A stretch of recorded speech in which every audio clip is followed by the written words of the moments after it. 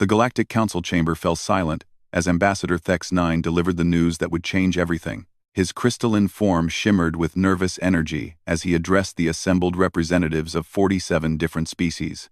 "The Korthak Empire has broken through our outer defenses," he announced, his voice carrying the weight of impending doom. 3 systems have fallen in the past solar cycle. Their war fleets are advancing toward the core worlds. A collective gasp echoed through the chamber. The Korthaks were not just another aggressive species seeking territory. They were systematic destroyers, a race that believed the galaxy could only achieve peace through the complete elimination of all other sentient life. For 200 years, they had been contained beyond the outer rim, held back by a coalition of species working together. Now that containment had failed, Council Leader Vex Prime, a towering being with multiple tentacles serving as both arms and communication organs, raised himself to full height. How long before they reach the populated sectors? At their current pace, perhaps 50 rotations, Thex-9 replied. Our combined fleets are falling back, but they cannot hold indefinitely. The Korthak technology has advanced beyond our projections. In the back corner of the chamber, a small delegation sat quietly. The humans had been granted observer status only recently, their species having achieved interstellar travel just decades ago. They were considered newcomers, barely worthy of notice by the ancient civilizations that dominated galactic politics. Sarah Chen, the human representative, listened carefully to the discussion that followed. Species after species reported the same story. Weapons that couldn't penetrate Korthak shields, ships that moved too slowly to escape their hunters, strategies that seemed to anticipate every defensive move the coalition forces made. Perhaps, suggested Ambassador Zilith of the Corvan Republic, we should consider evacuation protocols for the core worlds. If we cannot stop them, we might at least preserve some portion of our populations. Several representatives nodded agreement, but Sarah Chen stood up. Her movement caught attention simply because humans were so rarely seen in galactic affairs. At barely 2 meters tall, and lacking any impressive physical features, she seemed insignificant compared to the massive beings around her. "If I may," she said in the common galactic language, though her accent marked her as obviously human. "My species would like to volunteer our assistance in this conflict." The chamber erupted in what could only be described as polite laughter. It wasn't malicious, but it was dismissive. How could a species that had only recently developed faster than light travel possibly contribute to a war effort that had stymied civilizations thousands of years old? Council Leader Vex Prime gestured for silence. "We appreciate the sentiment, Representative Chen.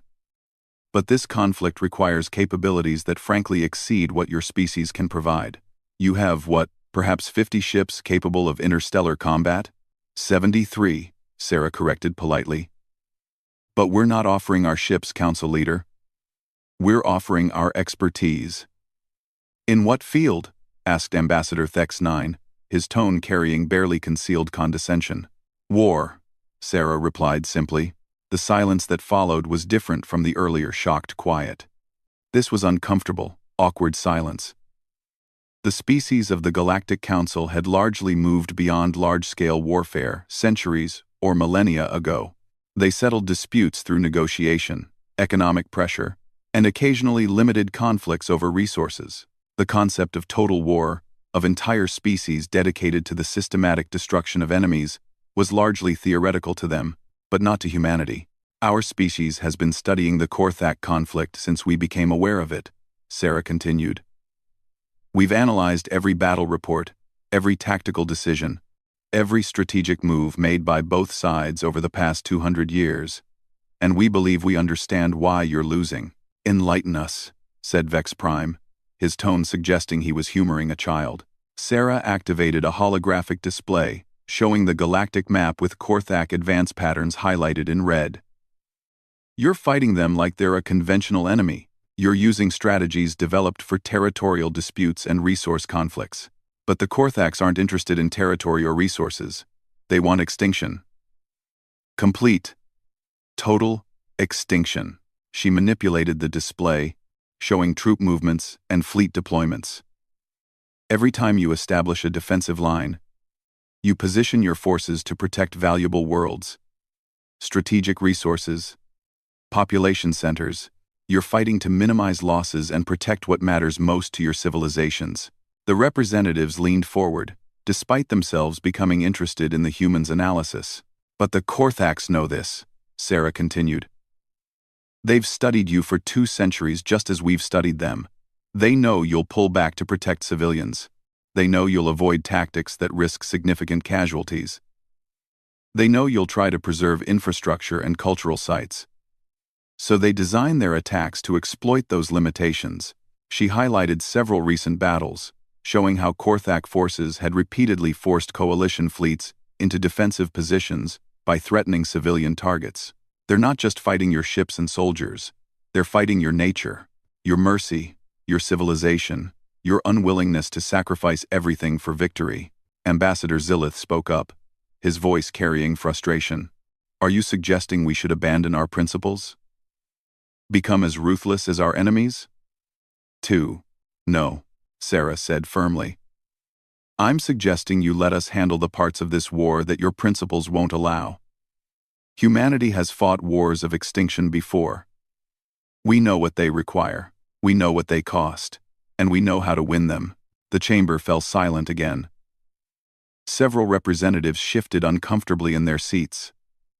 The reputation of humanity as a violent species was well known, though usually discussed in whispers rather than open forums. What exactly are you proposing? Vex Prime asked carefully. Sarah deactivated the holographic display and looked directly at the council leader. Give us operational command of the war effort. Not your ships, not your soldiers, not your resources, those stay under your control. But let us plan the strategy. Let us decide where and when to engage the enemy. Let us fight this war the way wars like this need to be fought. And what do you want in return? Asked X9 suspiciously. Nothing, Sarah replied. When this is over, when the Korthak threat is eliminated, we go back to being observers. We ask for no territory, no special privileges, no payment. We just want to make sure there's still a galaxy left for everyone to live in. The debate that followed lasted for hours. Representatives argued about precedent, about the wisdom of trusting such responsibility to a young species, about whether humanity could possibly succeed where older civilizations had failed. But underneath all the political maneuvering was a simple truth that everyone in the chamber understood. They were losing, badly. The Korthaks had broken through defenses that had held for 2 centuries. Their advance showed no signs of slowing, and every conventional strategy the coalition had tried had failed. The choice wasn't really between trusting humanity or maintaining the status quo. The choice was between trying something different or accepting inevitable defeat. When the vote was finally called, it passed by a narrow margin. 37 species voted to grant humanity operational command of the coalition war effort. 26 voted against. 4 abstained. As the representatives filed out of the chamber, many casting doubtful glances at the small human delegation, Sarah Chen remained in her seat. She activated her communication device and sent a single message back to Earth.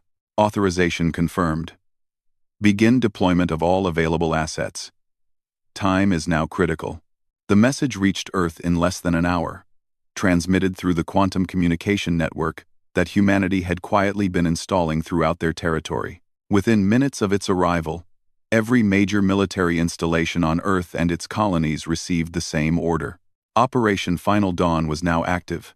Most species in the galaxy had assumed that humanity's military consisted of the 73 ships they had observed in human space. They had counted patrol vessels, exploration ships, and the few warships that humanity had openly acknowledged. It was a reasonable assumption based on what they could see. They had no idea about the ships being built in the asteroid fields of the outer system, hidden from casual observation by the simple expedient of being disguised as mining operations. They didn't know about the automated shipyards that had been constructed in the empty space between star systems, assembling vessels from materials gathered by seemingly civilian cargo haulers. Most critically, they didn't understand that humans had spent the past 50 years preparing for exactly this scenario. From the moment they had learned about the Korthak threat, human military planners had been designing a response. Not a defensive response, not a containment strategy, but a solution. The first ships began moving within hours of Sarah's message. To outside observers, they looked like civilian transports and cargo vessels, moving along established trade routes toward the edge of human space. There was nothing unusual about their movement patterns. Nothing to suggest they were anything other than normal commercial traffic. But hidden within their cargo holds and disguised as civilian equipment were weapon systems that no other species in the galaxy had ever seen. Humanity had taken the basic principles of galactic military technology and refined them in ways that others had never considered necessary. When your entire species' survival might depend on winning a single war, you don't hold back on research and development. The weapons weren't just more powerful, though they were that. They were designed specifically to counter every known Korthak defensive system. Human scientists had spent decades studying captured Korthak technology, analyzing their shield frequencies, their hull compositions, their energy distribution systems. Every new weapon had been tested not just for effectiveness, but for effectiveness against Korthak defenses specifically. More importantly, the strategy that humanity was about to implement had been wargamed and refined through millions of computer simulations. Every possible Korthak response had been anticipated and countered. Every contingency had been planned for. This wasn't going to be a series of battles where each side tried to outmaneuver the other. This was going to be an execution. As the first human ships reached their staging positions along the rim worlds, Sarah Chen was meeting with the Coalition military leadership in a secure facility on the neutral world of Nexus Prime. The assembled generals and admirals represented the finest military minds in the galaxy. Beings who had studied warfare for centuries and commanded fleets in dozens of conflicts. They were not prepared for what the human representative was about to tell them. The attack begins in 72 hours, Sarah announced without preamble. All Coalition forces are to withdraw to the positions marked in the tactical display. Any ships or personnel that remain in the combat zone after the specified deadline will be considered lost. Admiral Corks 9, a veteran of 40 campaigns and commander of the largest fleet in the Coalition, stared at the human in disbelief. Representative Chen, with all due respect, 72 hours is not nearly enough time to organize a coordinated assault on Korthak positions. It would take at least 10 cycles just to move our fleets into proper formation. Admiral, you misunderstand, Sarah replied calmly. The Coalition fleets will not be participating in the assault. Your role is to evacuate the combat zone and provide support for refugee operations. The attack itself will be carried out by human forces. The room erupted in protests and objections. The idea that 73 human ships could accomplish what 1,000-ship Coalition fleets had failed to do was beyond ridiculous. It was impossible. Sarah waited for the noise to die down before continuing. Gentlemen, ladies, and distinguished beings, you asked us to take operational command because conventional strategies were failing. If you wanted conventional strategies, you should have kept conventional command. What we're about to attempt has never been tried before in galactic warfare, for reasons that will become apparent. She activated a new tactical display, showing the current positions of Korthak fleets throughout the contested region. Red markers indicated their major concentrations, with movement vectors showing their continued advance toward Coalition territory. The Korthak Empire currently has approximately 40,000 ships distributed across 15 different star systems, Sarah continued. Their command structure is highly centralized, with all major decisions being made by the Imperial War Council on their capital ship, the Devastation of Worlds. Several Coalition officers nodded. This was information they already possessed. What you may not know, Sarah said, is that the Devastation of Worlds is not just their command ship. It's also their manufacturing center, their primary weapons research facility, and the home of their ruling council. It represents not just their military leadership, but their entire governmental and industrial structure. Are you suggesting a decapitation strike? Asked General Vex Thar. We've attempted that approach multiple times. Their defenses are impenetrable. Not a decapitation strike, Sarah corrected. Complete systemic destruction. In exactly 72 hours, the Korthak Empire will cease to exist as a functional entity. Their fleets will be eliminated, their infrastructure will be destroyed, and their capacity to wage war will be permanently removed. The silence in the room was absolute. What the human was describing wasn't just ambitious, it was impossible. The Korthax controlled dozens of star systems. Their fleets were spread across light-years of space. Even if someone had the firepower to destroy them all, the logistics of coordinating such an attack would be staggering. "How many ships are you committing to this operation?" asked Admiral Corks 9 quietly. "All of them," Sarah replied. "You mean all 73? "No, Admiral. I mean all of them." Admiral Corks 9 stared at the human representative, his 4 eyes blinking in sequence, as his brain processed what he had just heard. "Representative Chen, our intelligence reports indicate that humanity possesses exactly 73 combat-capable vessels. Are you claiming our intelligence is incorrect?" Sarah Chen smiled, and there was something in that expression that made several coalition officers unconsciously step backward. It wasn't a pleasant smile. It was the smile of a predator that had been patiently waiting for the perfect moment to strike. "Admiral, your intelligence is based on what we allowed you to observe.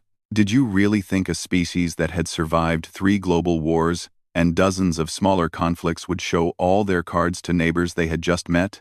She manipulated the tactical display, and new markers began appearing throughout human space. Dozens of them. Then hundreds. Then thousands.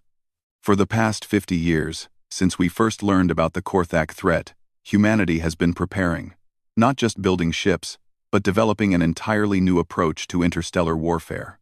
We call it the Prometheus Protocol. The display now showed what appeared to be a vast network of installations throughout human territory and beyond. Hidden shipyards, weapons platforms, supply depots, and manufacturing facilities that had somehow escaped detection by the sophisticated sensor networks of a dozen different species. "How is this possible?" whispered General Vexthar. "Our surveys of human space showed no major military installations beyond what you had declared. That's because you were looking for military installations," Sarah explained. "You were scanning for energy signatures that matched your understanding of weapon systems and shipbuilding facilities. But human military technology doesn't operate on the same principles as galactic standard equipment."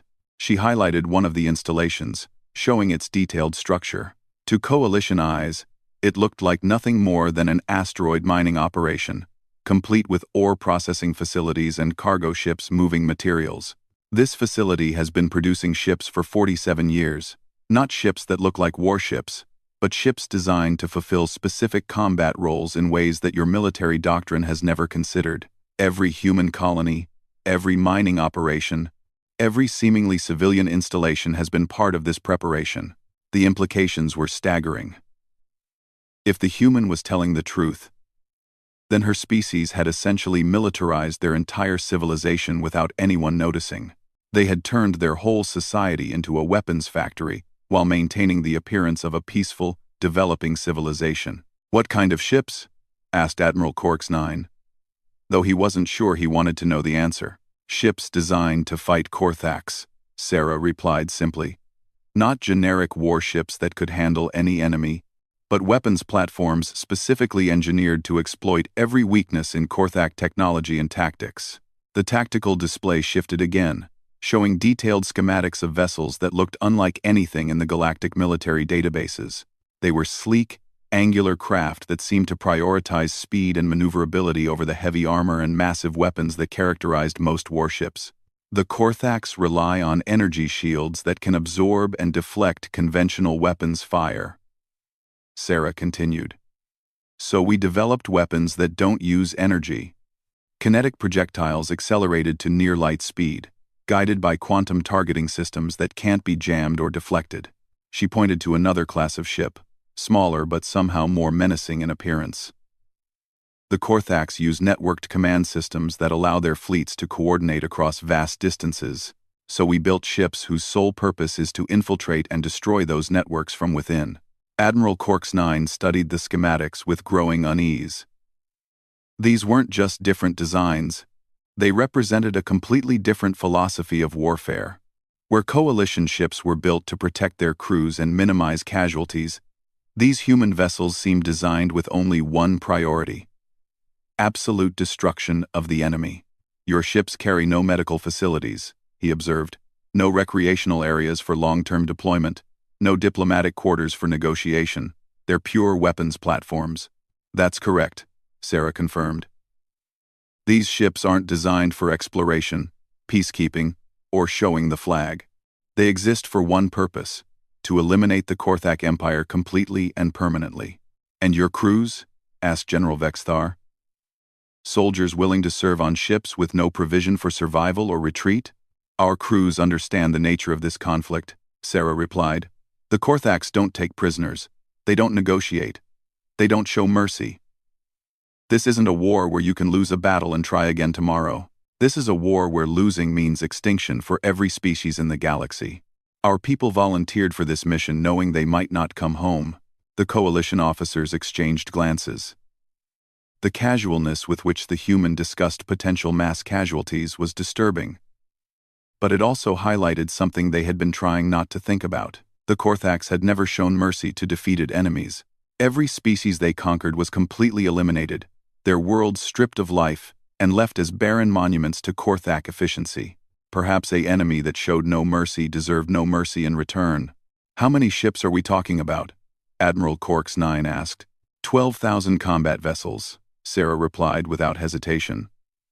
Plus approximately 30,000 support craft, logistics ships, and specialized platforms. The number hit the room like a physical blow.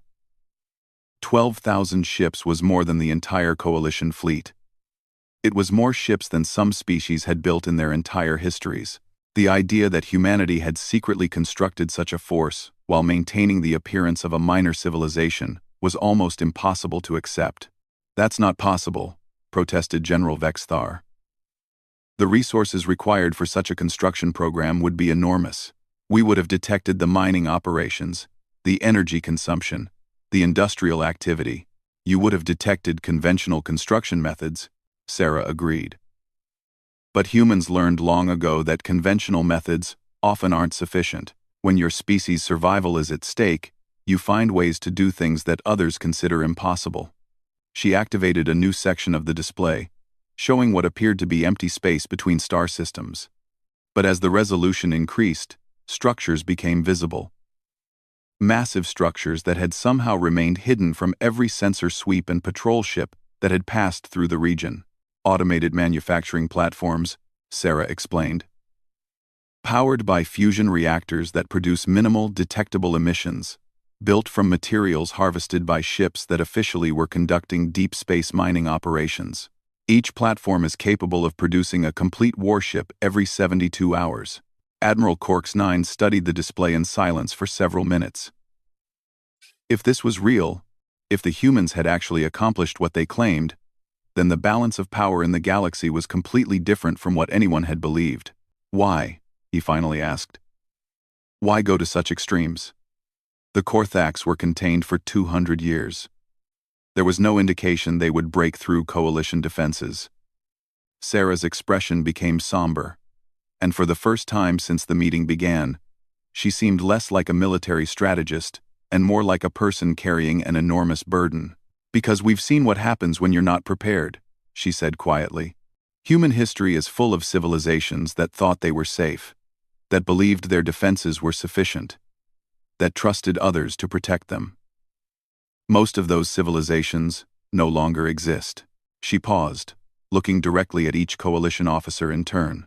We also studied your military capabilities very carefully when we first encountered galactic civilization. We analyzed your weapons, your tactics, your strategic thinking, and we realized that if the Korthaks ever broke containment, you would lose. Our forces have held them for 2 centuries, protested General Vexthar. Your forces contained them when they were content to be contained, Sarah corrected. But containment was never their end goal. They've been using the past 200 years to study you. Just as we've been studying them, they learned your weaknesses, your limitations, your predictable responses to threats. When they finally moved, they were ready for everything you could throw at them. The truth of her words was undeniable. The Korthak breakthrough had been swift and devastating precisely because they had countered every coalition strategy before it could be implemented. They had anticipated every defensive move, neutralized every tactical advantage, and exploited every weakness in coalition military doctrine. "So what happens now?" asked Admiral Corks 9. "Now you withdraw your forces to safe positions and let us handle the rest," Sarah replied. "In 68 hours, Operation Prometheus begins. In 72 hours, it will be complete. And if you fail," Sarah's smile returned, cold and predatory. "Admiral, we're not going to fail. Failure isn't an option we've allowed for. Every scenario has been planned. Every contingency prepared for. Every possible Korthak response anticipated and countered." She deactivated the tactical display and stood to leave. "Gentlemen, you hired us to win this war. That's exactly what we're going to do. The only question is whether you want your forces to be in position to help with the cleanup afterward, or whether they'll be caught in the crossfire because you didn't trust our instructions." As the human representative left the room, the coalition officers sat in stunned silence. Everything they thought they knew about humanity, about the balance of power in the galaxy, about the nature of the war itself, had just been overturned. Admiral Corks 9 was the first to speak. "Do we believe her? The intelligence data seems genuine," replied General Vex Thar. "Those installations, those ship designs, the manufacturing capability she described, it's all verifiable if we look for it. But the scale of what she's claiming," protested another officer. 12,000 warships built in secret over 50 years? An entire civilization mobilized for a single military operation? It's beyond anything in galactic history. So was the Korthak breakthrough, Admiral Corks 9 pointed out. 6 months ago, we thought containment was permanent. We've been wrong about a lot of things lately. The debate continued for hours. But the decision was ultimately simple. The coalition forces were already losing badly to the Korthaks. If the humans were lying or their plan failed, the outcome would be the same as if they did nothing. But if the humans were telling the truth, then in 3 days the galaxy would be a very different place. Orders went out within hours. Coalition fleets began withdrawing to positions well clear of the projected combat zones. Civilian populations in threatened systems were evacuated to refugee centers, far from the front lines. Medical facilities and humanitarian organizations prepared for the aftermath of what might be the largest military operation in galactic history. And in the hidden shipyards and secret bases throughout human space, 12,000 warships completed their final preparations for Operation Prometheus. Sarah Chen stood on the observation deck of the command ship Retribution, watching the last human vessels move into position. Each ship in the fleet carried crews who had volunteered for a mission that might not have any survivors. They had trained for this moment their entire lives, preparing for a war that most species hoped would never come. But humans knew better than to hope for peace when preparing for war was more reliable. "Fleet reports ready for operation commencement," announced Captain Martinez from the command center. "All ships are in position. All systems are functioning within acceptable parameters. All crews report ready for combat operations." Sarah nodded, then activated the fleet-wide communication system. Throughout human space, 12,000 ship captains and their crews listened as their civilian commander prepared to give the order that would change galactic history. "This is Sarah Chen to all ships of the Prometheus fleet. In 1 hour, we begin the operation that humanity has been preparing for since the day we learned about the Korthak threat. Your mission is simple. Eliminate the Korthak Empire completely and permanently. No ships are to survive. No installations are to remain functional. No Korthak is to be left alive to threaten the galaxy again." She paused, looking out at the stars that in just hours would witness the most decisive military action in recorded history. "The galaxy is counting on us. Even though most of them don't know it yet. Billions of beings across hundreds of worlds are depending on what we do in the next few hours. We will not fail them. We cannot fail them. Operation Prometheus begins in exactly 1 hour. All ships, prepare for quantum jump insertion into enemy territory." The response came back from 12,000 ships simultaneously. "Acknowledged.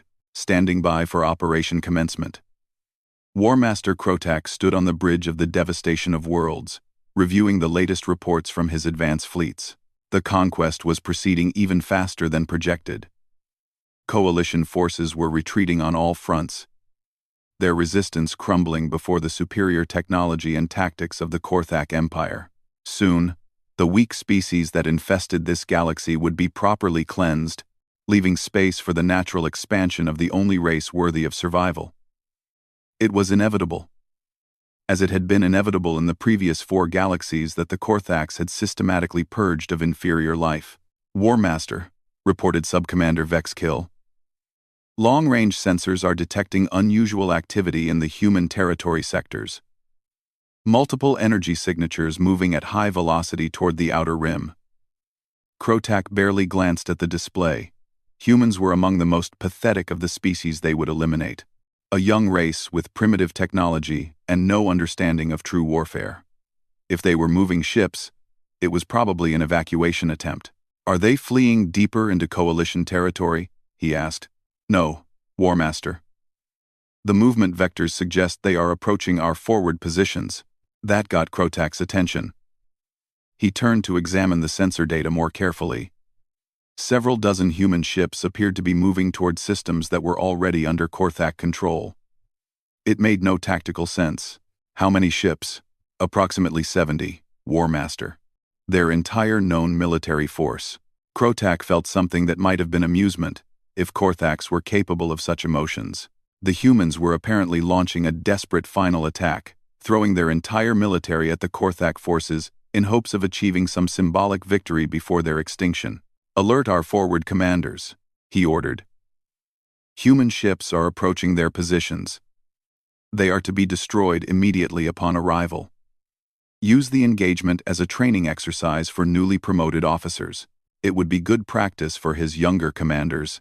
Human technology was primitive enough that destroying their ships would pose no real challenge, but it would give Korthak crews experience in target acquisition and weapons coordination. War Master Krotak returned his attention to more important matters. The siege preparations for the Coalition core worlds needed final approval, and the scheduling for systematic planetary sterilization required his personal review. He had no time to waste on the dying gasps of an irrelevant species. He would regret that decision for the remaining 4 hours and 37 minutes of his life. The human ships arrived at their target destinations exactly on schedule.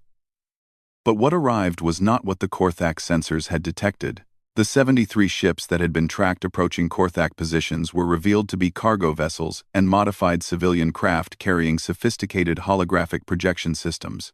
The real attack came from quantum space. 12,000 human warships materialized simultaneously throughout Korthak territory, emerging from quantum jumps timed with precision that no other species had ever achieved. They appeared inside the defensive perimeters of every major Korthak installation, their arrival coordinates calculated to place them at optimal firing positions before enemy sensors could react. The first phase of Operation Prometheus lasted exactly 17 minutes. In those 17 minutes, every major Korthak shipyard was destroyed. Every supply depot was eliminated. Every communications relay was reduced to debris. Most critically, every ship larger than a scout vessel was targeted by multiple human attackers and systematically destroyed. The Korthaks had never faced an enemy that appeared inside their defensive lines without warning. Their shields were designed to stop attacks coming from outside their perimeter. Their weapons were positioned to engage enemies approaching from predictable vectors. Their tactics assumed they would have time to detect threats and respond appropriately. None of those assumptions held against an enemy that could appear anywhere without warning and immediately opened fire with weapons specifically designed to penetrate Korthak defenses. The kinetic projectile weapons that human ships carried were not just different from standard galactic military equipment, they were revolutionary. Accelerated to 97% of light speed and guided by quantum targeting systems, they struck with the force of small nuclear weapons but left no radiation signature. More importantly, they were completely immune to energy-based defensive systems. Korthak shields, which could absorb and deflect the energy weapons used by coalition forces, simply had no effect on solid matter moving at relativistic speeds. The projectiles passed through the shields as if they weren't there, and struck hull plating with enough force to vaporize entire ship sections. War Master Krotak received the first damage reports with confusion rather than alarm. Sensor networks were reporting simultaneous attacks on 17 different star systems, which was clearly impossible. No species in the galaxy had the fleet strength to mount such a widespread operation. Then the reports kept coming. 23 systems under attack, 31 systems under attack, 42 systems under attack. Every single Korthak installation throughout their empire was being simultaneously assaulted by unknown vessels using weapons that shouldn't exist. Facilities that had been considered absolutely secure were reporting complete destruction of their defensive fleets. Shipyards that housed thousands of workers were going silent as their structures collapsed into fragments. War Master. Subcommander Vexkill's voice carried panic for the first time in his military career. We're receiving emergency transmissions from all sectors. Every major installation in the Empire is under attack by human vessels. Human vessels? Krotak stared at the tactical display in disbelief. How many human vessels? Unknown, War Master. Reports indicate thousands of ships. But that's impossible. Human military strength is insufficient for such an operation. Krotak studied the incoming data with growing horror. If the reports were accurate, the human attack force was larger than the entire Korthak military. But that couldn't be true. Korthak intelligence had carefully catalogued the military strength of every species in the galaxy. Humans barely registered on the threat assessment scale. Get me a direct communication link to Fleet Commander Zar Vex, he ordered. I want a full tactical assessment of the situation in the forward sectors. War Master, replied the communications officer. Fleet Commander Zar Vex's flagship was destroyed 13 minutes ago, along with his entire battle group. The bridge of the devastation of worlds fell silent. Fleet Commander Zar Vex commanded over 800 ships, including some of the most powerful vessels in the Korthak military. The idea that his entire force could be eliminated in 13 minutes was beyond comprehension. What about Battlemaster Krix 9's formation? Also destroyed, War Master. No survivors detected. The reserve fleets in the Korvan sector? All ships reported destroyed or missing, War Master. Krotak felt something that Korthaks rarely experienced. Fear. Not fear of death, which was simply an occupational hazard in military service, but fear of the impossible becoming reality. In less than 20 minutes, the humans appeared to have eliminated most of the Korthak military force. How is this possible? He demanded. His answer came in the form of a communication transmission on standard galactic frequencies. The face that appeared on the main display was human. A young female in what appeared to be military uniform. This is Admiral Sarah Chen, of the Human Defense Force, to War Master Krotak of the Korthak Empire. I am transmitting from the command ship Retribution, currently positioned 12 kilometers from your location.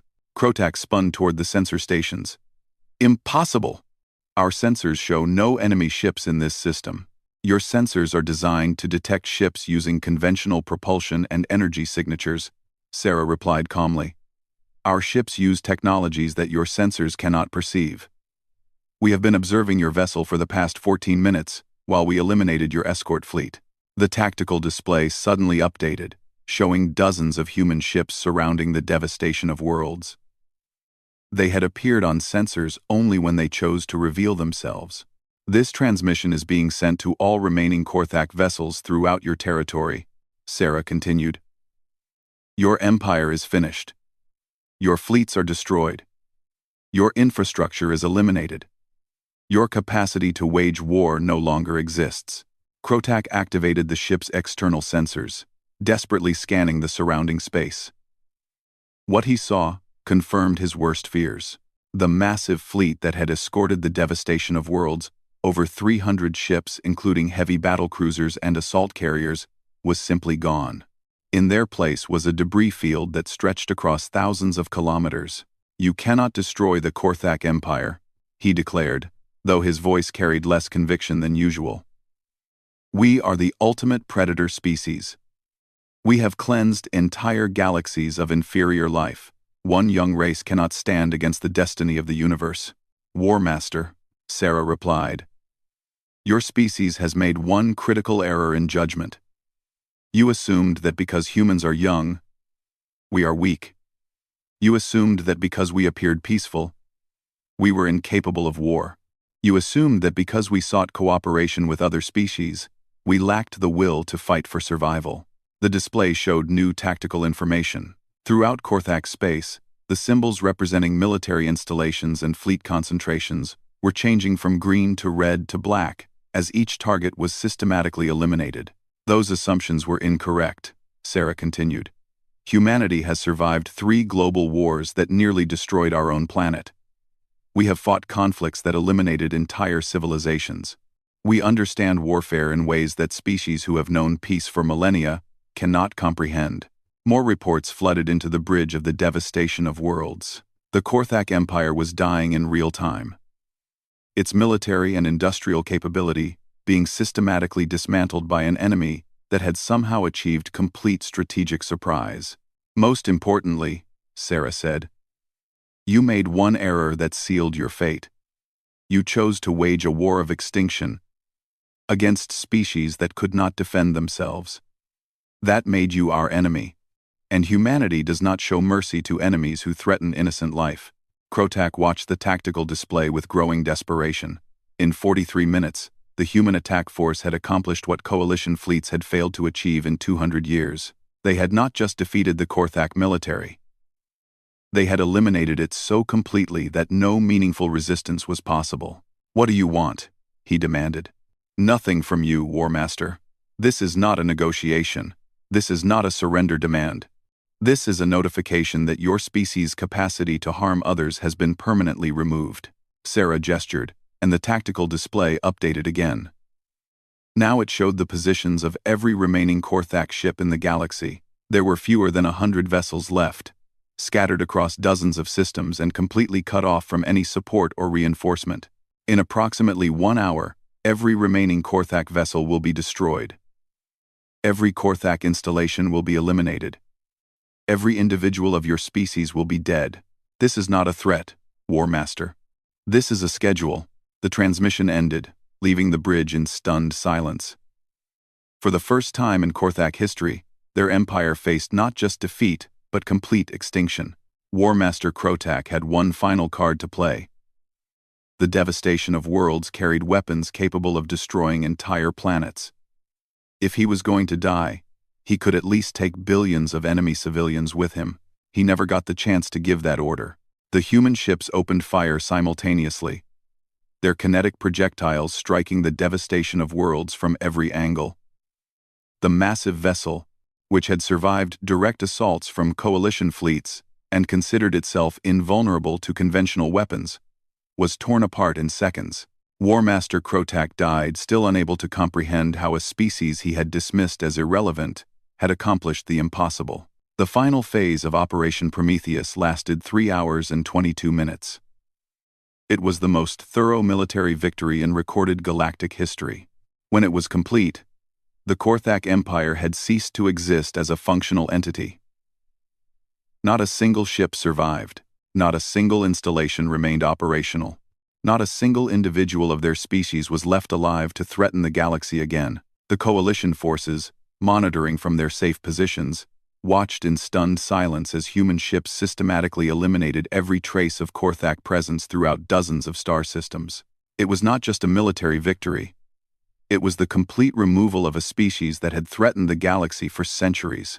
When Sarah Chen's final transmission reached Coalition headquarters, her message was simple and direct. Operation Prometheus is complete. The Korthak threat has been permanently eliminated. Coalition forces are cleared to return to normal operations. Refugee populations can begin returning to their home worlds. The war is over. Admiral Corks 9 stared at the transmission in disbelief. Less than 5 hours ago, the galaxy had been facing an existential threat from an enemy that seemed unstoppable. Now that enemy was gone, eliminated so completely that future generations would find it hard to believe they had ever existed. How many human casualties? He asked. The answer came back quickly. 14 ships lost, War Master. Approximately 300 personnel. 300 deaths to eliminate a threat that had hung over the galaxy for 200 years. It was a ratio that no military strategist would have believed possible. In the weeks that followed, investigation teams would discover the true scope of what humanity had accomplished.